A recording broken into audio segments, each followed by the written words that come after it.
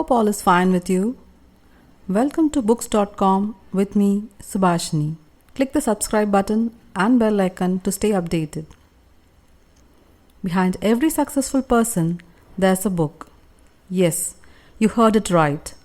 Today, I'm not going to review a book, but discuss why should we read books.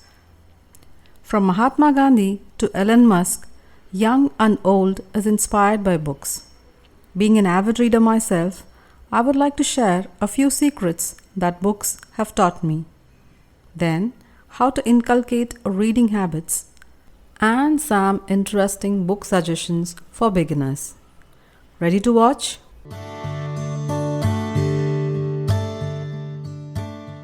The foremost secret it taught me is you're not alone. Someone, somewhere in this world, has experienced the same joy or sorrow that you're going through right now. I have heard my professors say literature is life, and it's true.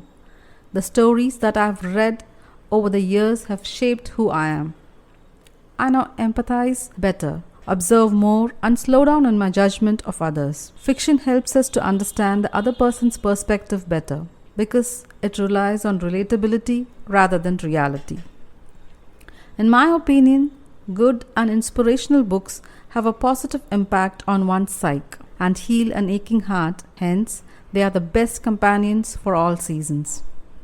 Subsequently, to be a good leader, you have to be a great reader.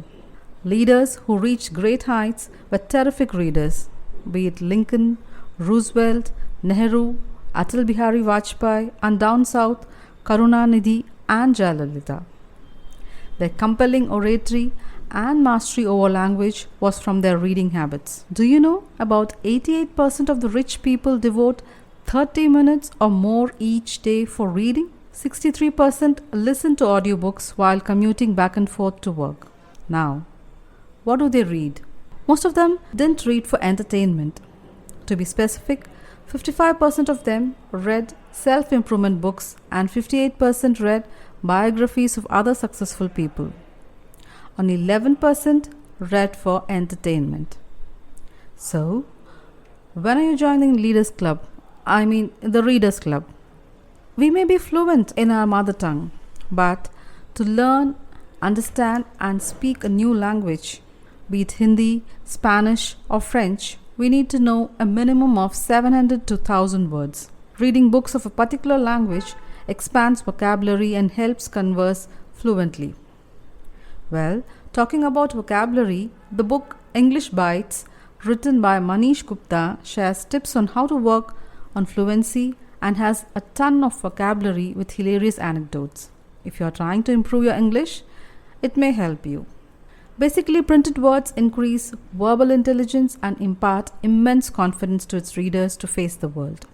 Of all the hobbies in the world, reading is the easiest and an ideal one to boast of.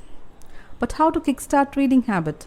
I began my reading journey around the age of 11, when my father bought me a bunch of comics while we traveled to our granny's place in train. From then on, every year I eagerly waited for vacations to get fresh bundle of books. Sometimes we pick big fat books based on a friend's suggestion and struggle to finish it. I too have done that. I dropped Midnight's Children in the middle because I couldn't connect with it. So, my takeaway is always start with quick reads like short stories, novellas, or even magazines that gives you a sense of achievement after finishing it. If you are a beginner, choose books from genres you like. If you like suspense and horror, read thrillers, or if you like romance, then pick Mills and Bones. Selecting books from your field of interest like art, travel, or computers is another option of getting closer to books. There is no hard and fast rule to begin with fiction. Suppose you are a sports enthusiast, reading articles or biographies related to your favorite sports star may interest you. The curiosity to know about their life keeps you turning pages. Apps like Kindle provides an option called sample reading. This helps you decide whether you would enjoy this book or not. Once you get glued to the books, you won't find excuses to spare time. Then slowly explore other genres or even try books that challenge your beliefs or perspectives. Thirdly, choose books according to your present mood. Suppose you're undergoing a mental crisis, needing motivation to cheer up, then reading motivational books like Think Like a Monk by Jay Shetty may benefit you. And if suppose you're in love, curious about your partner, Linda Goodman's Sun Signs or John Gray's Men Are From Mars, Women Are From Venus comes handy. This helps not only to complete the book, but also expedites reading speed. This way, you will not quit the reading habit. I read 3 different books in a given day. Self-help books in the morning, fiction in the afternoon, and poetry while I go to sleep. A practice becomes a habit only if it gives you gratification or rewards, isn't it? What are the merits of reading? Would you believe if I say reading reduces your stress by 68%? You may ask, how can I think of a book when I am stressed out? But consider this. Reading your favorite lines takes your attention away from your worries for a short span, helping you see your problem objectively. Reading develops strong analytical skills. The more time you spend reading, the faster you will be able to connect new concepts and spot patterns. This tends to help you in solving problems better. For those finding difficult to concentrate, especially kids, researchers have good news. Reading practice actually improves concentration and boosts memory. Holding heavy books for a long time can be tiresome. Now, you have options to e-read from apps like Kindle, Scribd, Booklet or Kobo, which are eco-friendly and pocket-friendly too. Yes, they save paper and you save money. Paperbacks are costly compared to their e-book counterparts. Moreover, while traveling, you can't carry a whole load of books. Your sleek mobile is enough to hold 1,000 or more books. For a reader like me who switches multiple books in a day, it's a cool option. In addition, you won't disturb anyone while using Kindle or other apps, as it comes with brightness adjustments, unlike burning your midnight candle. Okay, coming to book suggestions for beginners. Works of Charles Lamb, The Alchemist by Paulo Coelho, The Diary of a Young Girl by Anne Frank, and the recent Harry Potter series.